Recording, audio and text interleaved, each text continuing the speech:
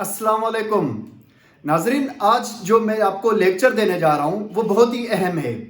ना सिर्फ corona virus कोविड-19 आपके बॉडी के ऊपर जितने भी वायरस बैक्टीरिया अटैक करते हैं, जरासीम पैथोजन अटैक करते हैं, जितनी भी आपको बीमारियां लगती हैं, खा वो रेस्पिरेटरी ट्रैक की बीमारियां हो, रेनल सिस्टम की हो, डाइजेस्टिव सिस्टम की हो, एक्सक्रिएटरी सिस्टम की हो या सर्कुलेटरी सिस्टम की हो, इवन दो खानदानी हो, नस्ली हो या दिमागी प्रॉब्लम हो, इन तमाम इश्यूज में हमारी बॉडी रेस्पॉन्स कैसे करती है, आइए आज के इस अहम लेक्चर के अंदर ये तमाम बातें आपको बताने जा रहा हूं। तो इम्यून सिस्टम की साइंस को इम्यूनोलॉजी कहा जाता है।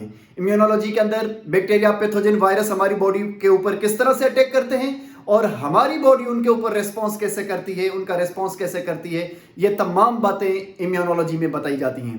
देखिए, इम्यूनोलॉजी ने इम्यून सिस्टम की दो टाइप्स बना रखी हैं। एक है हमारे पास इनेट इम्यून सिस्टम और दूसरा है हमारे पास एडाप्टिव इम्यून सिस्टम। नाजरीन, इनेट इम्यून सिस्टम का मतलब है कि ये नॉन स्पेसिफिक होता है। नॉन स्पेसिफिक का मतलब यह है, मैं यहां लिख देता हूं, नॉन स्पेसिफिक। दैट मीन्स कि ये कोई भी बॉडी के ऊपर वायरस, बैक्टीरिया, जरासीम या पैथोजन को अटैक करेगा तो इनेट इम्यून रेस्पॉन्स करेगा।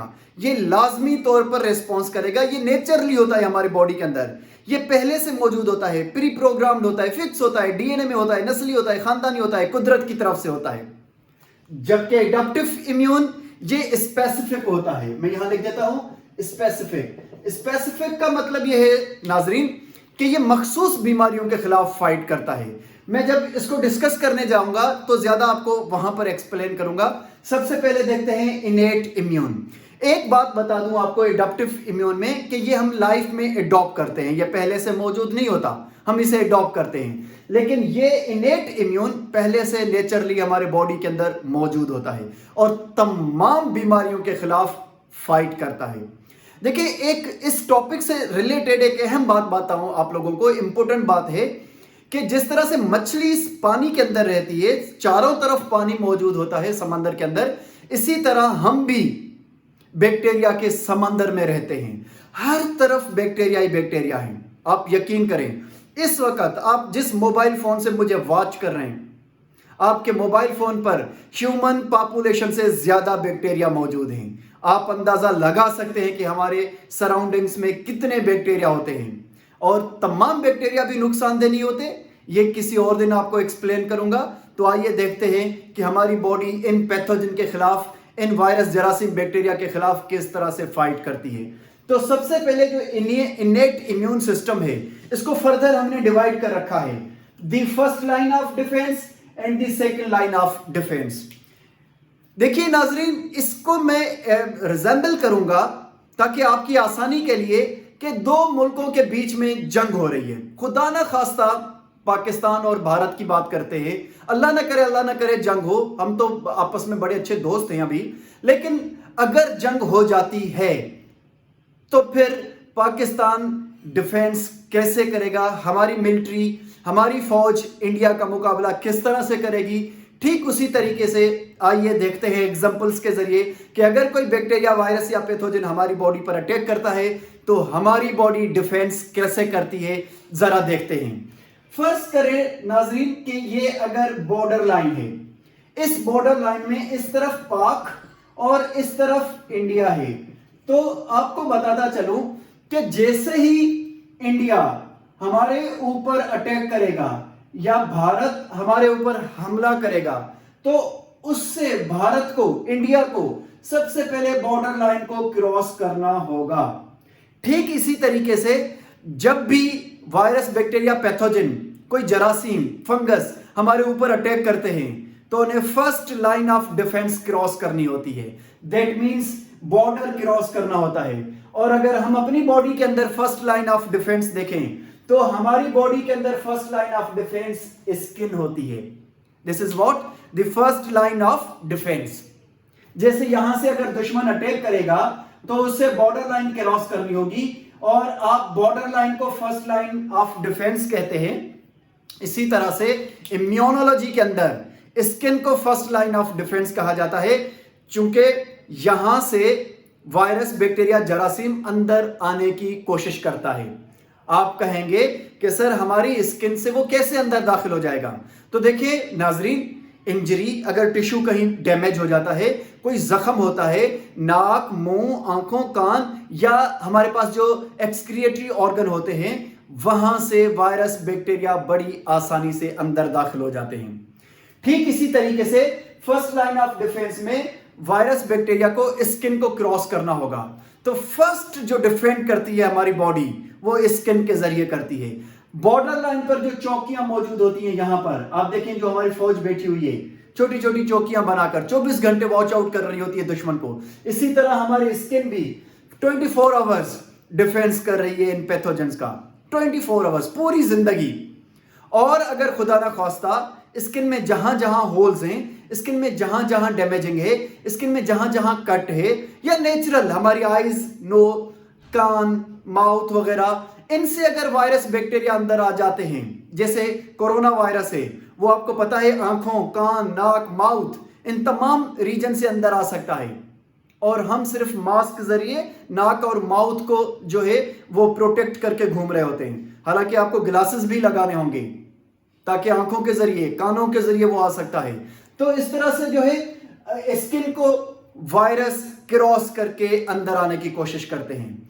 तो कुदरत ने स्किन के अंदर, नोज में, माउथ में, आंखों में, कानों में या एक्सक्रेटरी ऑर्गन्स में केमिकल रखे हैं ताकि अगर वहां से हवा के जरिए, पानी के जरिए, खाने के जरिए कोई भी वायरस बैक्टीरिया जरासीम अंदर आने की कोशिश करे तो उसका डिफेंड किया जाए। तो वहां पर जो म्यूकस मेम्ब्रेन मौजूद होती हैं, वो म्यूकस सीक्रेट कर रही होती हैं। आप याद रखिए कि हमारे टीयर्स, आंसू, उनके अंदर लाइसोजाइम मौजूद होता है। लाइसोजाइम एक एंजाइम है, एक प्रोटीन है लाइसोजाइम, जो आंखों में मौजूद होता है, आंसू में। और आंख में अगर कोई जरासीम वायरस बैक्टीरिया चला गया तो कुदरती तौर पर प्रोटेक्ट करेगा। नेजल कैविटी, नोज के अंदर लाइसोजाइम मौजूद होता है, माउथ, लाइसोजाइम मौजूद होता है, कानों की वैक्स में रिप्रोडक्टिव ऑर्गन जो होते हैं उनके एक्सक्रिएटरी जो होल्स होते हैं, वहां पर ये लाइसोजाइम मौजूद होता है ताकि कोई भी वायरस, बैक्टीरिया, पैथोजन या जरासीम अंदर दाखिल ना हो सके। कुदरत ने इन जगहों पर लाइसोजाइम रखा है। देखिए, लाइसोजाइम के अलावा हमारे पास गैस्ट्रिक जूस होते हैं। अगर फूड के जरिए कोई चीज अंदर चली गई और लाइसोजाइम उसे यहां पर ट्रैप ना कर सका माउथ में, और वो चीज अंदर चली गई हमारे खाने के साथ, तो डाइजेस्टिव सिस्टम में गैस्ट्रिक जूस होते हैं, वो भी हमारी बॉडी के अंदर क्या कर रहे होते हैं, डिफेंस का रोल प्ले कर रहे होते हैं। और वहां पर हाइड्रोक्लोरिक एसिड है और न जाने कितने गैस्ट्रिक जूस है, एंजाइम्स हैं, जो जरासीम, बैक्टीरिया, वायरस को किल कर रहे होते हैं। लेकिन नाजरीन देखिए, वायरस, बैक्टीरिया भी जो है वो इवोल्यूशनरी अपने आप को ज्यादा बेहतर करते आ रहे हैं, ज्यादा जो है वो अपने आप को एक्टिव करते आ रहे हैं ताकि वो अटैक कर सकें। उनका भी राइट है, वो भी जिंदगी है, तो वो भी अपने आप को म्यूटेंट करते हैं, बेहतर करते हैं, अच्छा करते हैं। हमारी बॉडी से लड़ने की जो है उनके अंदर भी ये प्रोसेस हो रहा है कि वो बेहतर से बेहतर तरीके से लड़ें, फाइट करें और अपनी बका की जंग लड़ें। तो अगर वायरस, बैक्टीरिया हमारी बॉडी में दाखिल हो जाते हैं, स्किन के जरिए दाखिल हो जाएं, नाक, माउथ, आंखों या किसी और तरीके से दाखिल हो जाएं, तो याद रखिएगा second line of defence start हो जाती है। बॉडी में सेकेंड लाइन ऑफ डिफेंस जो है वो एक्टिव हो जाती है। ठीक उसी तरीके से कि अगर यहां से दुश्मन अंदर दाखिल हो गया, उसने first line of defence cross कर दी, भारत ने, इंडियन फौज ने, तो हमारे जो कैंटोनमेंट होते हैं, हमारे जो आर्मी होती है, हमारी जो फौज होती है, उससे हम सेकेंड लाइन ऑफ डिफेंस कहते हैं। तो हमारी सेकेंड लाइन ऑफ डिफेंस उससे प्रोटेक्ट करने, उससे फाइट करने, दुश्मन से लड़ने के लिए आगे बढ़ेगी, जिसमें टैंक होंगे, मिसाइल्स होंगे, फौजी होंगे, वेपन होंगे, जहाज होंगे और न जाने कितनी टेक्नोलॉजी होगी। ठीक इसी तरीके से सबसे ज्यादा बॉडी के अंदर जो डिफेंस होता है, सबसे अच्छा, बेहतर जो हमारी बॉडी का इम्यून सिस्टम होता है, वो सेकेंड लाइन ऑफ डिफेंस होता है। सेकेंड लाइन ऑफ डिफेंस जो है, इसके अंदर न जाने कितने WBC, न जाने कितने एंटीमाइक्रोबियल प्रोटीन और इसके अलावा इंफ्लेमेटरी रेस्पॉन्स मौजूद होता है। ये आपको मैं वन बाय वन जो है वो एक्सप्लेन करने जा रहा हूं।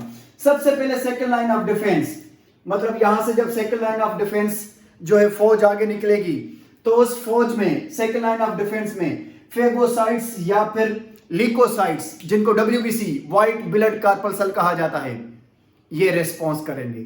WBC white blood कार्पल्सल।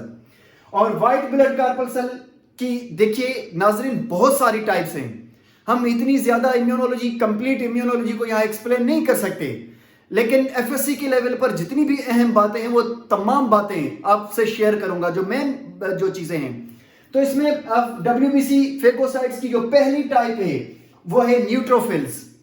याद रखिएगा, न्यूट्रोफिल्स जो हैं वो इतना ज्यादा इम्यून सिस्टम का सबसे आप कह सकते हैं कि इंपॉर्टेंट रोल प्ले जो करते हैं वो न्यूट्रोफिल्स करते हैं। और मजे की बात यह है कि हमारे टोटल WBC का 40 to 60% जो हैं वो न्यूट्रोफिल्स होते हैं। आप याद रखिएगा कि ये ग्रेनुलोसाइट्स हैं, नंबर में ज्यादा होते हैं अगर WBC के टोटल नंबर को देखा जाए। और फर्स्ट जो हमारे ऊपर अटैक होता है, बैक्टीरियल जो अटैक होगा, उसमें जो रेस्पॉन्स करेंगे वो न्यूट्रोफिल्स रेस्पॉन्स करते हैं। ग्रेनुलोसाइट्स की टाइप में मैंने आपको बताया, पहला जो अगर बॉडी के अंदर कोई डैमेज होगा, कोई बॉडी के अंदर प्रॉब्लम हो जाएगा, बैक्टीरियल इन्फेक्शन हो जाएगा, तो सबसे पहले जो रिस्पॉन्स करेंगे, जो हील करने की कोशिश करेंगे जख्म को, या वायरस बैक्टीरिया के खिलाफ जो फाइट करने की बैक्टीरिया के खिलाफ जो कोशिश करेंगे, वो न्यूट्रोफिल्स होंगे। याद रखिएगा कि न्यूट्रोफिल्स जो हैं ये शॉर्ट लिव्ड होते हैं, इनकी एज कम होती है, और इसके अलावा ये बैक्टीरिया को बहुत जल्द इंजेस्ट कर लेते हैं, बैक्टीरिया को ट्रैप कर लेते हैं, फौरन से जो है बैक्टीरिया को आप समझ लें कि हड़प कर जाते हैं। याद रखिएगा कि न्यूट्रोफिल्स के प्रॉब्लम, अगर हमारी बॉडी में न्यूट्रोफिल्स ज्यादा हो जाएं या कम हो जाएं, तो इस प्रॉब्लम को न्यूट्रोपेनिया कहा जाता है, द डिजीज जिसमें न्यूट्रोफिल्स का नंबर कम या ज्यादा हो रहा है, या इनसे रिलेटेड कोई भी प्रॉब्लम होगा तो वो न्यूट्रोपेनिया कहा जाएगा। देखिए स्टूडेंट्स, अगर इनका नंबर लो हो जाता है हमारी बॉडी के अंदर, या फिर ज्यादा हो जाता है न्यूट्रोफिल्स का नंबर, तो बीमारी ल्यूकेमिया कहलाती है। आप देखिए घर के अंदर कोई भी ब्लड टेस्ट होगा, कोई सा भी ब्लड टेस्ट, आगा खान का हो, फैमिली मेंबर का हो, किसी का भी, अगर आप उस ब्लड टेस्ट को देखेंगे तो उसमें नीचे लिखा होगा ल्यूकेमिया, बिकॉज के WBC के नंबर में जब भी चेंजेस आती हैं तो वो बीमारी ल्यूकेमिया कहलाती है।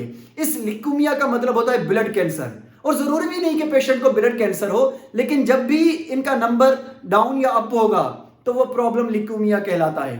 तो ये भी जो है न्यूट्रोफिल्स के अगर नंबर को कम, लो या हाई करेंगे तो प्रॉब्लम ल्यूकेमिया कहलाएगा।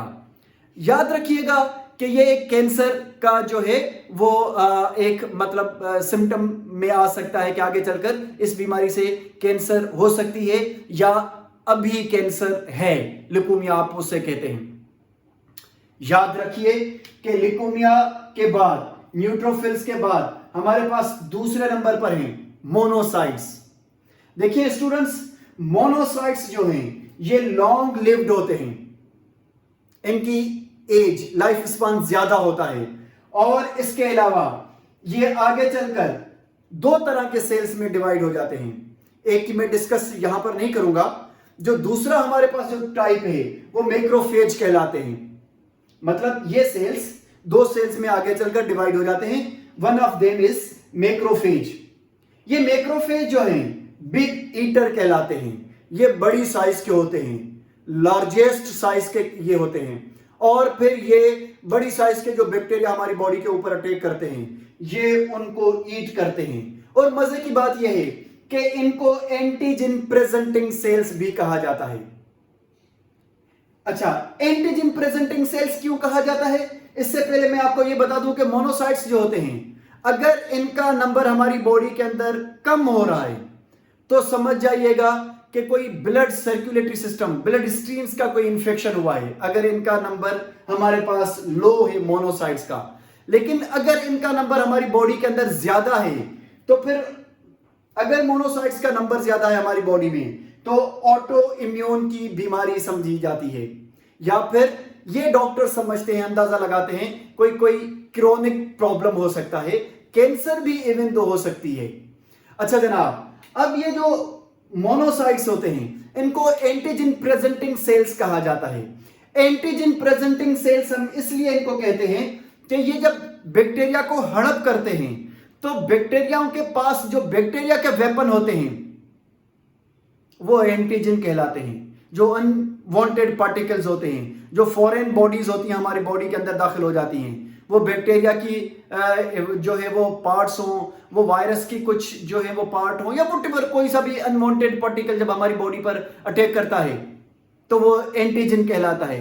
तो ये एंटीजन प्रेजेंटिंग करते हैं। किस तरह, मैं आपको इस मिसाल में समझाता हूं। मिसाल के तौर पर किसी एक हमारे फौजी ने इंडियन फौजी को ट्रैप कर लिया, तो वो इंडियन फौजी जो वेपन यूज कर रहा होगा जंग में, वो वेपन हमारे फौजी मीटिंग के अंदर पेश करेंगे कि सर इंडियन फौज ने हमारे ऊपर अटैक किया और उस अटैक की वजह से जो भारतीय फौज है वो ये वेपन यूज कर रही है पाकिस्तान के खिलाफ, तो हम उस वेपन के जो इंडियन फौज हमारे ऊपर इस्तेमाल कर रही है डिफेंस में कोई मैकेनिज्म लेकर आएंगे, उस वेपन के डिफेंस में कोई इम्यून लेकर आएंगे।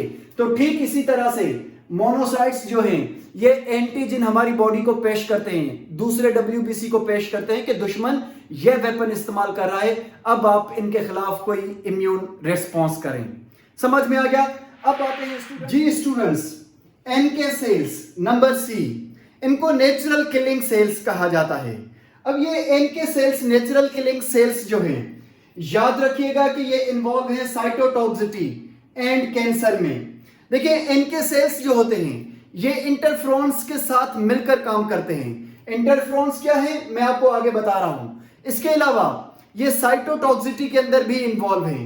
देखिए सबसे पहले मैं आपको ये बता दूं कि अगर हमारी बॉडी के अंदर कैंसर हो जाता है तो कैंसर के अंदर सबसे ज्यादा जो एक्टिव सेल होते हैं, जो रिस्पॉन्स करते हैं, जो कैंसर के सेल्स के साथ फाइट करते हैं, वो एनके सेल्स होते हैं। इसके अलावा अगर कहीं वायरल इन्फेक्शन हो जाता है, वायरल इन्फेक्शन की वजह से अगर कहीं टिश्यू डैमेज हो जाता है, टिश्यू खराब हो जाता है, या कहीं ट्यूमर बन जाते हैं कैंसर की वजह से, तो वहां पर साइटोटॉक्सिटी के प्रोसेस के तहत एनके सेल्स तबाही मचाते हैं। साइटोटॉक्सिटी कहा जाता है कि स्टूडेंट्स ये सेल्स कुछ ऐसे केमिकल्स जाकर उन ट्यूमर या उन जो बॉडी के ही सेल्स जो इन्फेक्टेड सेल जो होते हैं वो जब खराब हो जाते हैं, वो बॉडी के जब खिलाफ काम करने लगते हैं, तो एनके सेल्स जाकर उन सेल्स के बीच में कुछ ऐसे केमिकल्स जो है वो एक्सक्रिएट करते हैं जिससे तबाही मच जाती है।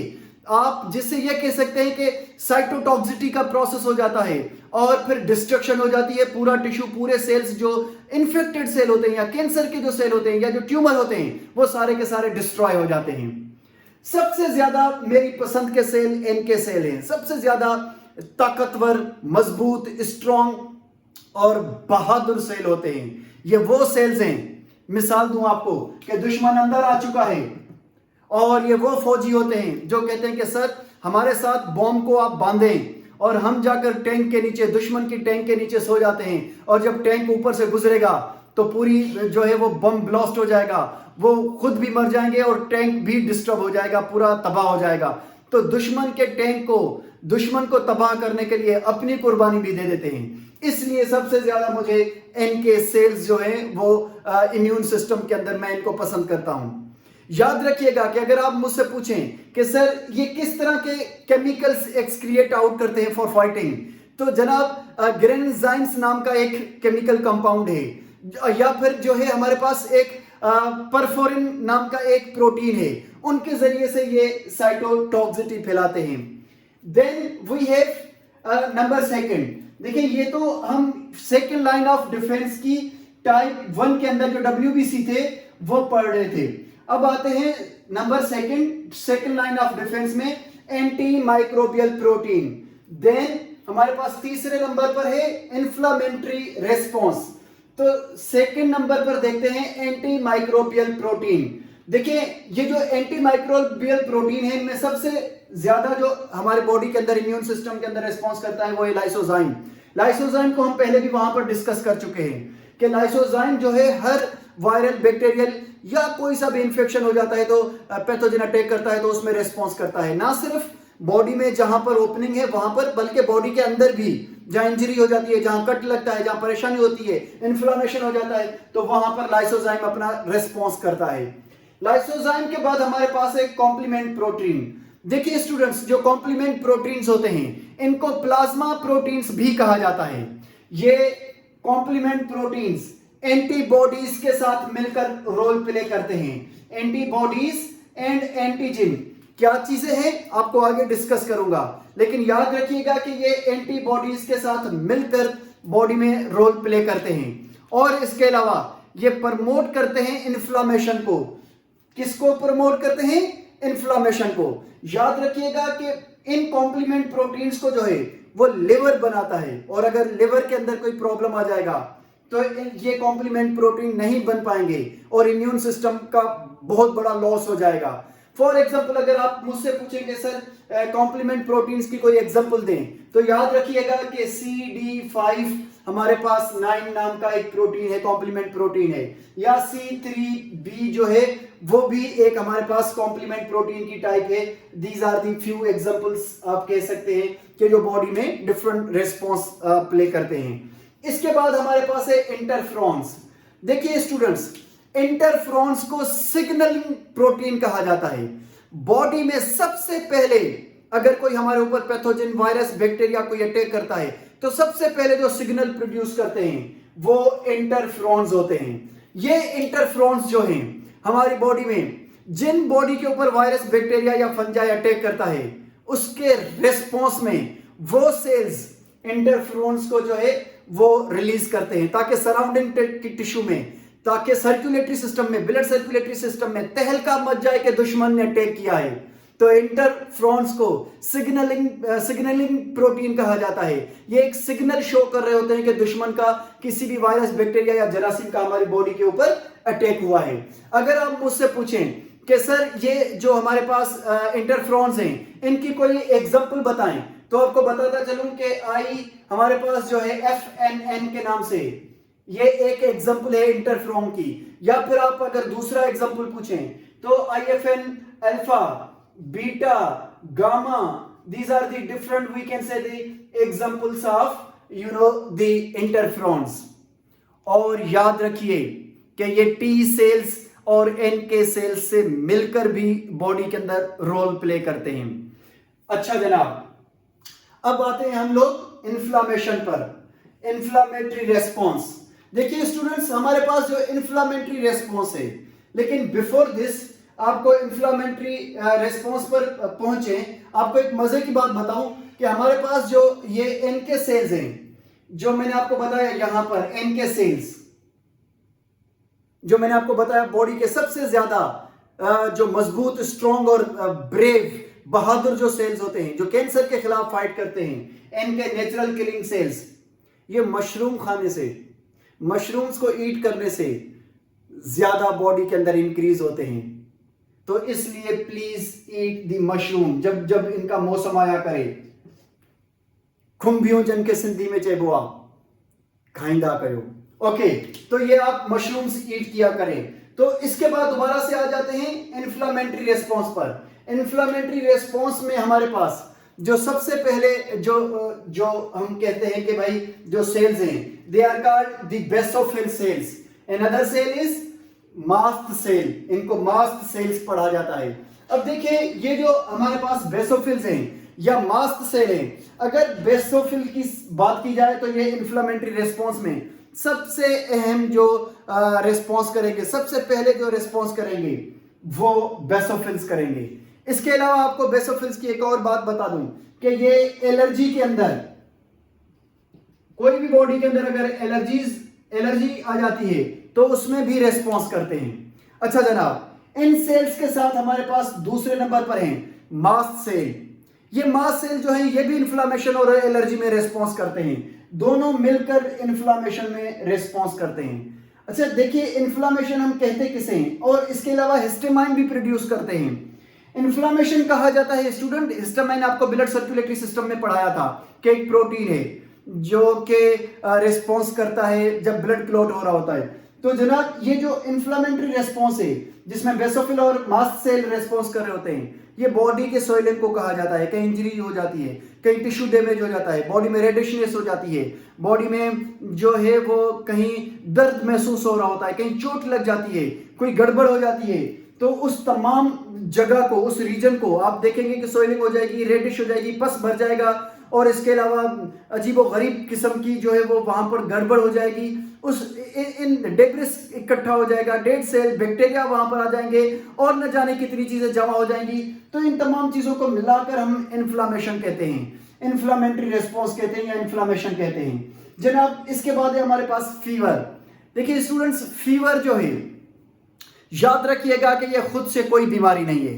फीवर बुखार, टेम्परेचर पायरोजिन के सीक्रेशन की वजह से हो जाता है, और पायरोजिन जो है ये सीक्रेशन, पायरोजिन की सीक्रेशन की वजह से हम इसे पायरेक्सिया भी कहते हैं। तो फीवर बुखार को साइंस की दुनिया में पायरेक्सिया कहा जाता है। पायरेक्सिया या फीवर जो है ये खुद से कोई बीमारी नहीं है, ये हमेशा किसी वायरल, बैक्टीरियल या कोई और, अब हमारी बॉडी के ऊपर अगर कोई जरासीम, पैथोजिन अटैक करता है तो हमारी बॉडी उसके रिस्पॉन्स में फीवर या बुखार करती है। इसलिए बुखार हमारी बॉडी का पैदा किया हुआ एक प्रोसेस है, एक अमल है। आपको डॉक्टर सबसे पहले ये पूछेगा क्या हुआ, बुखार आता है आपको, बुखार है या कब आया था, जिससे डॉक्टर ये अंदाजा लगाता है कि भाई बॉडी के अंदर इन्फेक्शन हुआ है, कोई वायरल या बैक्टीरियल अटैक है, तो वो आपको एंटीबायोटिक दवा लिख कर देता है, बिकॉज के बुखार में एंटीबायोटिक दवा ही सही रेस्पॉन्स करती है। Thank you so much.